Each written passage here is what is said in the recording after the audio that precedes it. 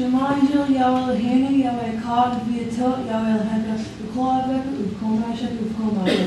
Hear Israel, Yahweh is your Elohim, Yahweh is one, and you shall love Yahweh your Elohim with all your heart, with all your being, with all your mind. We wanted a short version. All right. Oxymail, we're still in the feast. And this is a retread sermon. So some of y'all have heard it before. Some of you haven't. So hopefully we've added some new stuff to it, so at least we'll get back into it. But it's going to explain why some of the things we talk about, why we actually talk about them the way that we do. So, when we're reading scriptures, we'll often come to places where we think scripture contradicts scripture. Well, this is the reason that some people actually question the actual inspiration of the scriptures. They say, well, how can it be true if this spot over here contradicts what this spot over here says? Doesn't make sense. Again, this will cause some people to actually ignore the Old Testament altogether because of some of these seeming contradictions.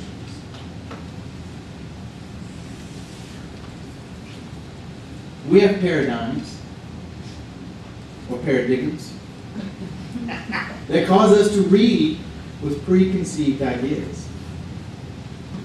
We're prone to hang on to our first or strongest impressions. Often something that we read in the very beginning of this walk. People have problems letting those go when we learn something new, or when we come to a better understanding of what the scriptures were originally trying to tell us. But based on something we've read in the past, what someone's told us in the past, we try to hold on to that. As humans, as creatures, most of us don't like change. Well, today we're going to deal with one group of those scriptures and see if we can chip away at some of those paradigms. So let's go to Deuteronomy 34:10. Deuteronomy 34:10.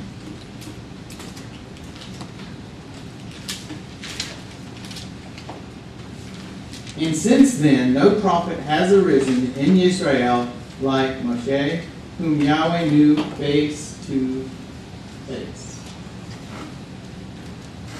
So from this, if you read this verse, Moses talked directly to Yahweh. And most of the time, if you were to ask someone probably not within this room, who was Moses talking to, they would say G-O-D. They would say G-O-D, the Father. But is that right? Let's see. So in Acts 3:22, Moses had this to say. For Moses truly said to the fathers, Yahweh your Elohim shall raise up for you a prophet like me from your brothers. Him you shall hear according to all matters, whatever he says to you. So, everyone within this room, do we all agree on who this prophet was that Moshe was talking about? Jay says yes. Do we think it was Yahshua? All right, head's bobbing now, so I think we're in agreement. So we see this prophet coming up later on.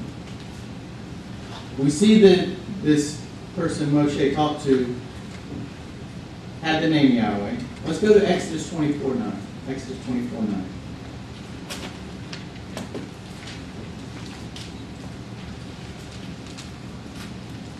Exodus 24:9. And Moshe went up, also Aharon, Nadab, and Abihu, and the 70 elders of Israel. And they saw, and the saw here is Ra'ah, the Elohim of Israel. And under his feet like a played work of sapphire stone, and like the heavens for brightness. Yet he did not stretch out his hand against the chiefs of the children of Israel, And they saw Elohim, and they ate and drank. In verse 11, that saw is chazah. It's different. Different word for saw. And Yahweh said to Moshe, come up to me on the mountain and be there, while I give you tablets of stone and the Torah and the command which I have written to teach them. And Moshe arose with his assistant Yahshua, and Moshe went up to the mountain of Elohim. And he said to the elders, wait here for us until we come back to you. And see, Aharon and Hur are with you. Whoever has matters, let him go to them. And Moshe went up to the mountain, and a cloud covered the mountain. And the esteem of Yahweh dwelt on Mount Sinai. And the cloud covered it for 6 days. And on the 7th day, he called to Moshe out of the midst of the cloud. And the appearance of the esteem of Yahweh was like a consuming fire on the top of the mountain, before the eyes of the children of Israel. And Moshe went into the midst of the cloud and went up into the mountain. And it came to be that Moshe was on the mountain 40 days and 40 nights. Well, who was this Elohim that Moshe and the elders of Israel saw and heard? Do we think it was Yahweh the Father, or maybe someone else? Yahweh the Son. Let's go to John 1:18. John 1:18.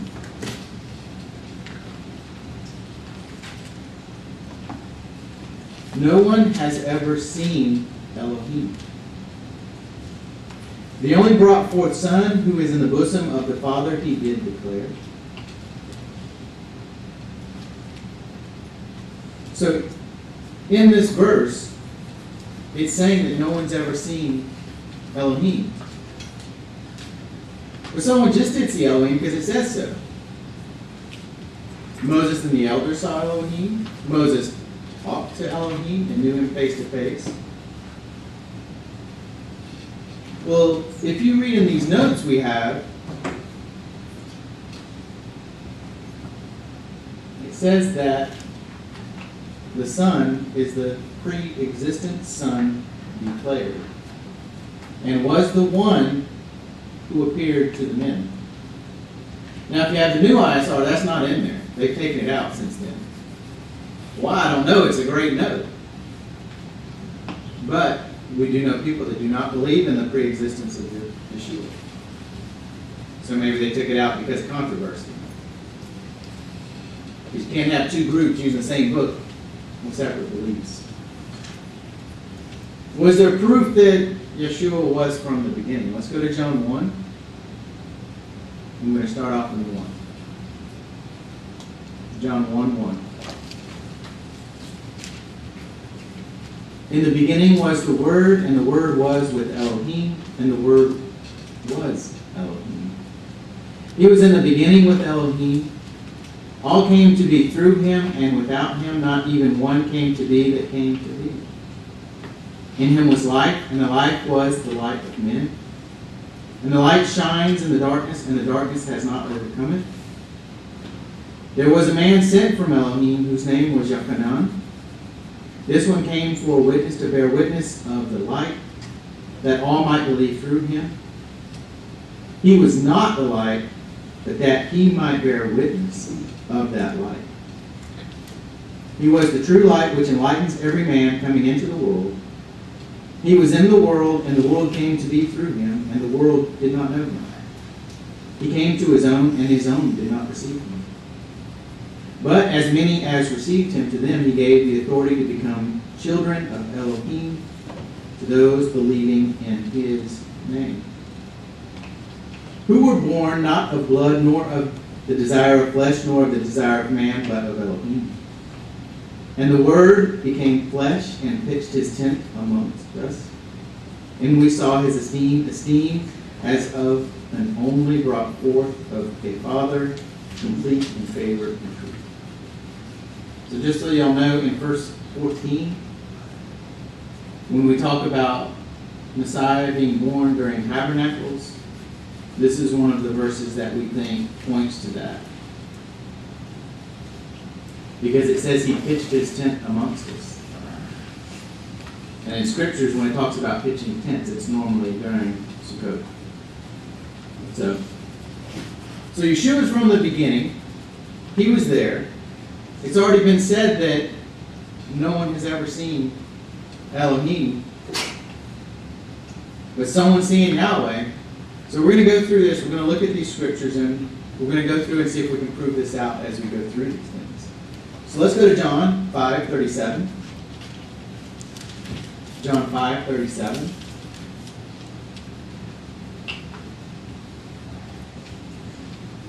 And the Father who sent me, he bore witness of me. You have neither heard his voice at any time, nor seen his form. Then one chapter later in John 6:46. John 6:46. Not that anyone has seen the Father except he who is from Elohim. He has seen the Father. So no one has seen the Father except for someone who came from the Father, who was with him before he came in the flesh. 1 John 4:12. 1 John 4:12. No one has seen Elohim at any time. If we love one another, Elohim does stay in us, and his love has been perfected in us.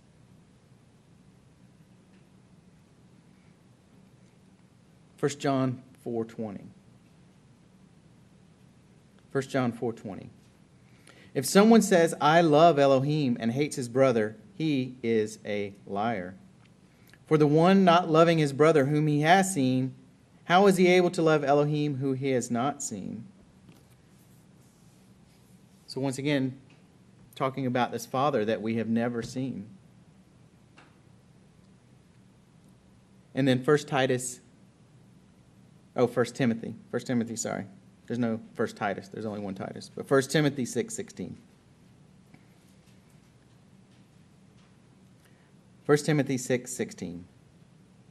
Who alone has immortality, dwelling in unapproachable light, whom no one has seen or is able to see, to whom be respect and everlasting might. So here we see quite a few verses that lay out this case that no one has actually seen Yahweh the Father. So we have a couple of different words for see in here in the Greek. We have horao, which means to stare at, to discern. And this discernment can be physical or mental. And then it says, by extension in Hebraism, to experience, not necessarily to see. Then we have the aomaha, almahi. It's not a mouthful of a word. This says it's a prolonged form of the primary verb to look at closely. Also by implication, once again, to perceive. And then we have Edo.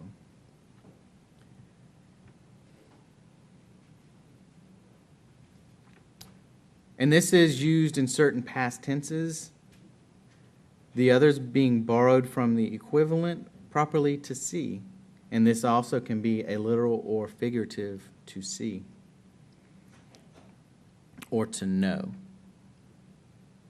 Now, when we look at the Hebrew New Testament, when you look at all three of these words, there's not three words, there's only one, and that's chazah, which means to gaze upon or to perceive. And so none of these verses here actually have that ra'ah, which is to see. You have one that's to perceive, to acknowledge, to have familiarity with, and one to see. But that's what I also pointed out in Exodus 24. You have a ra'ah there, and you also have a chazah. So you have two different forms of that to see. And so we've kind of discussed that one, why would that be so different in that spot? And we're not quite sure, because everything else we read says they didn't see the Father. But we'll read on some more and we'll see if we have something that kind of points to that. So let's go to Matthew 11:27. Matthew 11:27.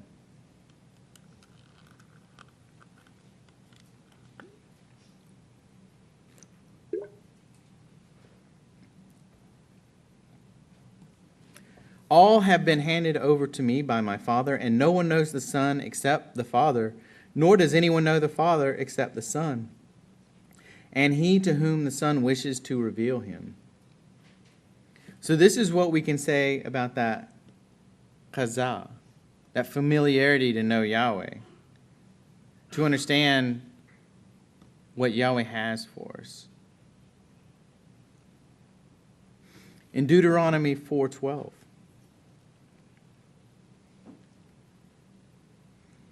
and Yahweh spoke to you out of the midst of the fire. You heard a voice of words, but saw no form. You only heard a voice. But once again, we saw back here in John 5:37 that no one has either heard his voice or seen his form.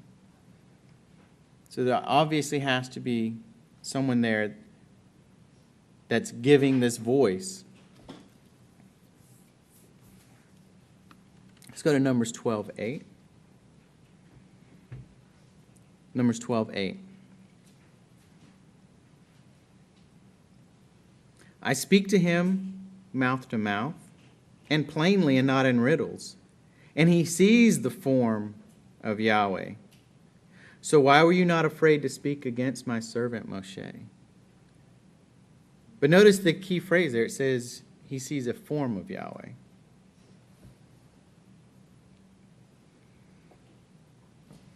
And then Exodus 33:1. Exodus 33:1. And Yahweh said to Moshe, Come, go up from there, you and the people whom you have brought out of the land of Mitzrayim, to the land of which I swore to Abraham, to Yitzhak, and to Yaakov, saying, to your seed I give it. So Yahweh said to Moshe. Moshe was hearing Yahweh. But once again, we talked about this is Yahshua. This is not Yahweh the Father. And then we're going to go still in Exodus 33 and then go to verse 11.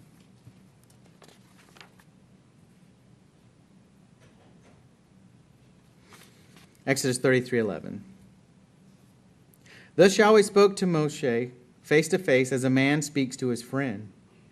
And he would return to the camp, but his servant Yahshua, son of Nun, a young man, did not leave the tent. And Moshe said to Yahweh, See, you are saying to me, bring up this people, but you have not made known to me to whom you would send with me.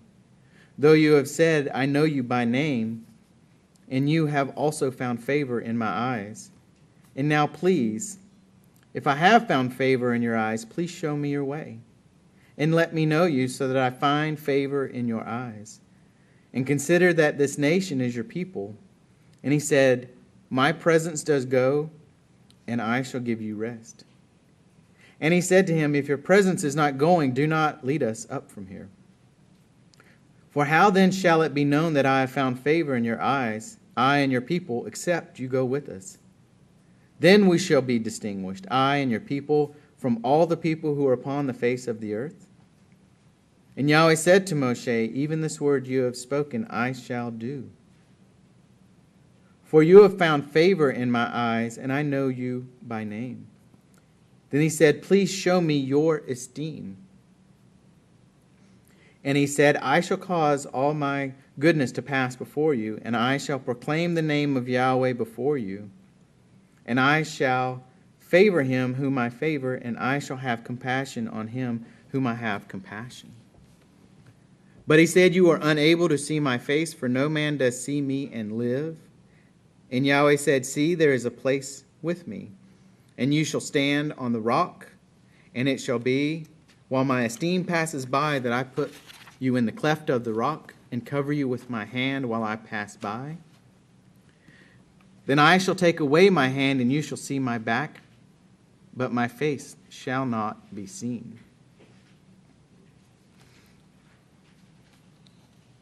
So, I think this is really one of the only spots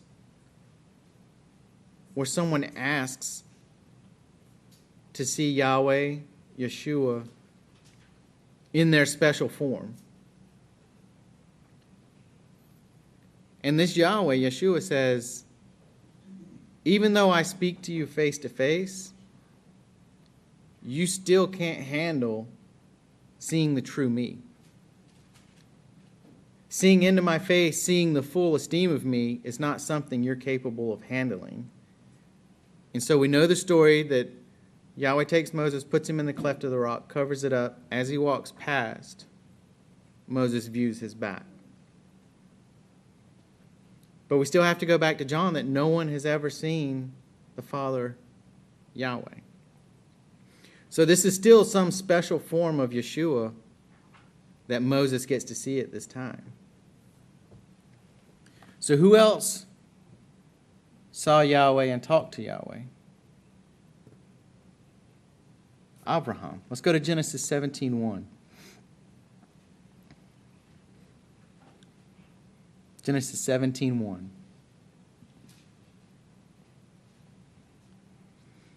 And it came to be when Abram was 99 years old that Yahweh appeared to him and said to him, I am El Shaddai, walk before me and be perfect. So a being showed up to Abraham, named Yahweh, and talked to him. Let's go to Genesis 18:1. Genesis 18:1. And Yahweh appeared, and this is Ra'ah, to him by the terebinth trees of Mamre, while he was sitting in the tent door in the heat of the day. So he lifted his eyes and looked and saw 3 men standing opposite him. And when he saw them, he ran from the tent door to meet them and bowed himself to the ground and said, Yahweh, if I have found favor in your eyes, please do not pass by your servant. So this is a ra'ah, this is a see with your eyes. This isn't a perceive. So Yahweh saw someone, calls them Yahweh, and the person that's there doesn't say, hey, I'm not Yahweh. He doesn't say, that's not my name. They have a conversation face to face. So in this instant, Yahshua plainly showed his face to Abraham. He showed a physical face, but it obviously was not this essence face that Moses couldn't see. So was Moses less than Abraham? Abraham is the one that got the blessing of having all the people, but Moses brought everyone out of Egypt. So maybe Moses just asked a different question of Yahweh and asked to see this different form that Abram didn't. Abram saw this human form or likeness called Yahweh. Moses saw something a little different. But once again, John 1:18 says that no one has seen Yahweh. But they keep calling him Yahweh. So why is that? Let's go to John 17. Let's go to John 17.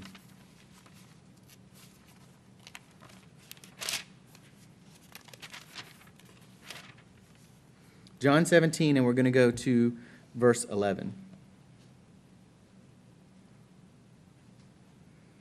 John 17:11.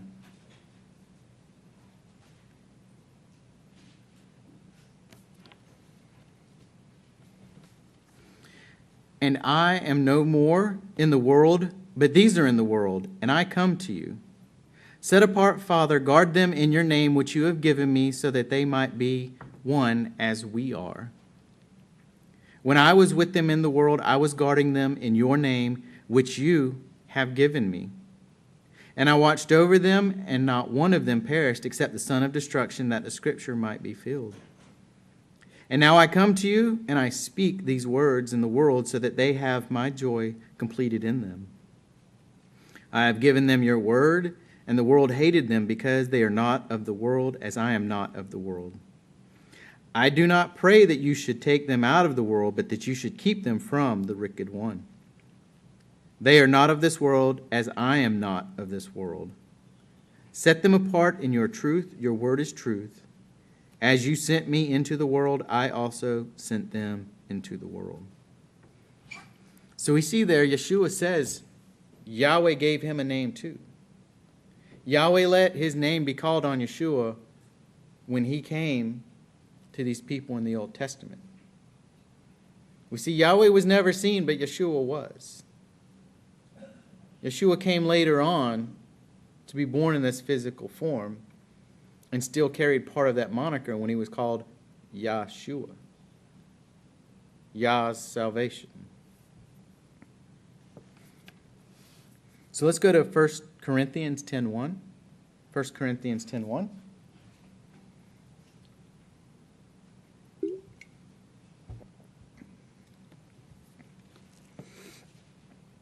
First Corinthians 10:1. For I do not wish you to be ignorant, brothers, that all our fathers were under the cloud, and all passed through the sea, and all were immersed into Moshe in the cloud and in the sea. And all ate the same spiritual food, and all drank the same spiritual drink, for they drank of that spiritual rock that followed, and the rock was Messiah. So what they were seeing, what they were drinking, what they were immersed into was Yahshua. He was that cloud and that fire that they saw in a presence.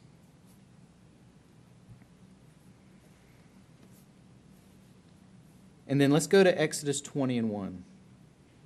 Exodus 20 and verse 1.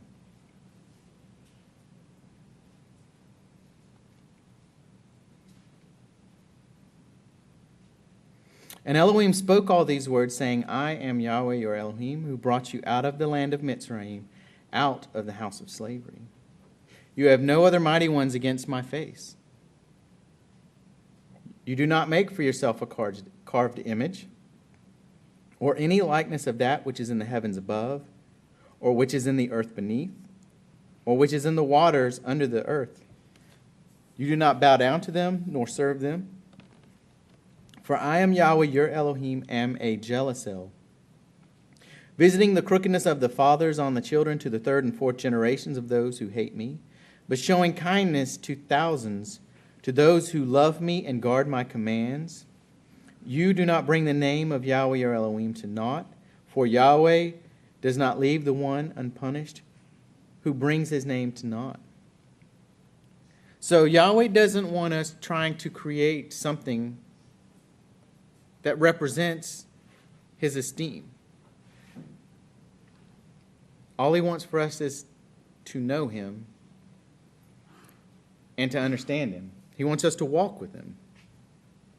But he also wants us to know who he is through the actions of his son. So in Matthew 3:17, Matthew 3:17. And see a voice out of heaven saying, this is my son, the beloved, in whom I did delight. So Yahweh's telling us directly who's here and why. This is Yahweh. This is the family name Yahweh that came to be called upon Yahshua. He was Yahweh in the Old Testament. When he was born of a woman, he became Yahshua. So let's go to Matthew 17:1. Matthew 17:1. And after 6 days, Yahshua took Kepha and Yaakov and Yochanan, his brother, and brought them up on a high mountain by themselves. And he was transformed before them, and his face shone like the sun, and his garments became as white as the light. And see, Moshe and Eliyahu appeared to them, talking with them. And Kepha answered and said to Yahshua, Master, it is good for us to be here. If you wish, let us make here 3 booths, one for you, one for Moshe, and one for Eliyahu. While he was still speaking, see, a bright cloud overshadowed them, and see, a voice came out of the cloud saying, This is my Son, the beloved, in whom I did delight. Hear him. So when we see this transfiguration, this vision that these 3 men saw, maybe this was the version that Moshe and the 70 elders got to see, because it sounds pretty similar. We see that this has light, it's transformed, it has an essence. But notice once again, this was a vision. They didn't see the actual full esteem of Yahshua. They saw a vision of it. So why are we so worried about what Yahweh, what Yahshua looked like? Let's go to Genesis 1:1.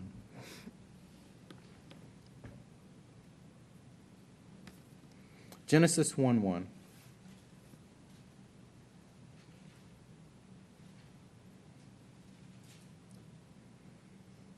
In the beginning, Elohim created the heavens and the earth. So Yahweh created this, but why did he create it? Let's go to Genesis 1:26.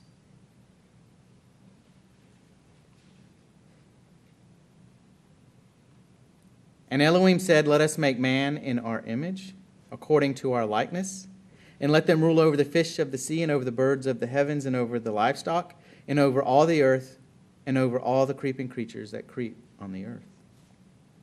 Now there's 2 words here. There's image and likeness. One is an image like we see. Y'all see me up here. The other is a likeness.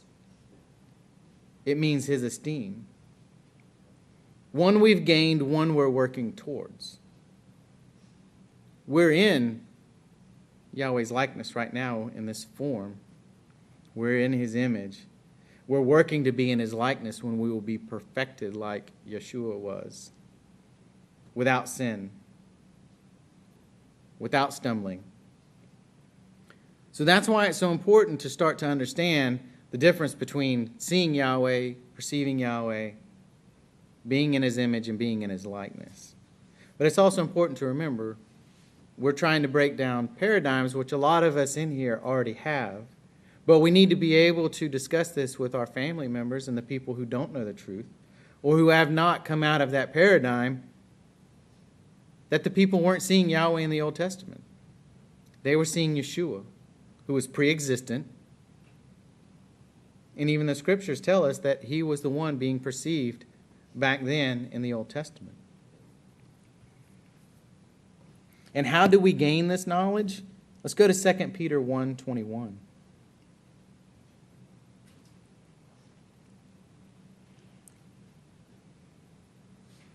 2 Peter 1:21.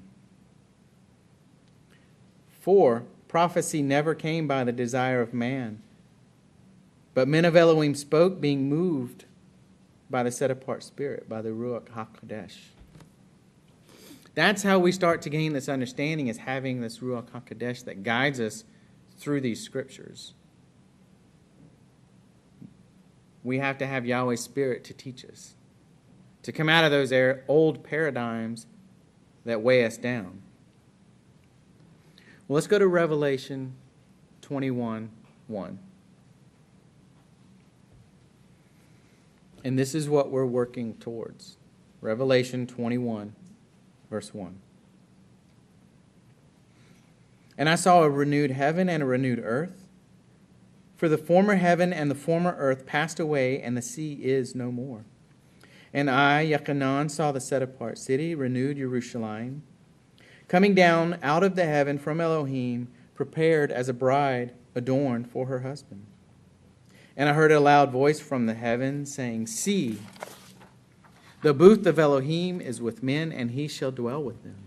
And they shall be his people, and Elohim himself shall be with them, and be their Elohim.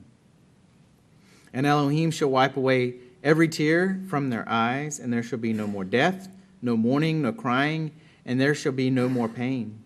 For the former matters have passed away. And he who was sitting on the throne said, See, I make all matters new. And he said to me, Write, for these words are true and trustworthy. And he said to me, It is done. I am the Aleph and the Tav, the beginning and the end. To the one who thirsts, I shall give of the fountain of the water of life without payment. The one who overcomes shall inherit all this, and I shall be his Elohim, and he shall be my son. So that's what we're working towards. We're working towards the day when we do get to see the Father, when his presence is here on earth. But there are some things that we have to overcome. There are some things that we have to become to get there.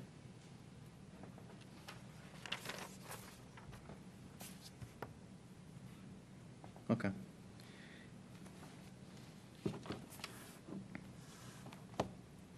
That's the one I wanted earlier too, and I didn't find that, so thanks. I was all around it, and I actually tried to look for it. So, but this is actually what we're trying to be. We're trying to get over this image of Yahweh and have the likeness of Yahweh. So we actually have to be something different to fully see Yahweh. But that's why we're all sitting in this room. That's why we all study these scriptures. That's why we all sit here, iron sharpening iron. So one final verse, John 17:5, which I actually tried to look up, but he just got me.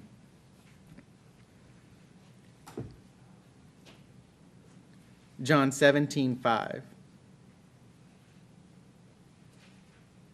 And now esteem me with yourself, Father, with the esteem which I had with you before the world was. So the final nail in the coffin.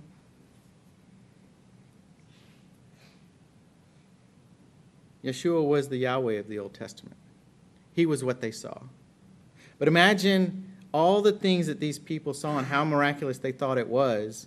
When we actually get the chance to be changed into the spirit beings with Yahshua, how much more so will that be when we see Yahweh and his esteem, when we see it in a full measure, not just his back, not just a vision, but his actual presence here on earth. So, hopefully today this cleared up some of the confusion that we have within these scriptures.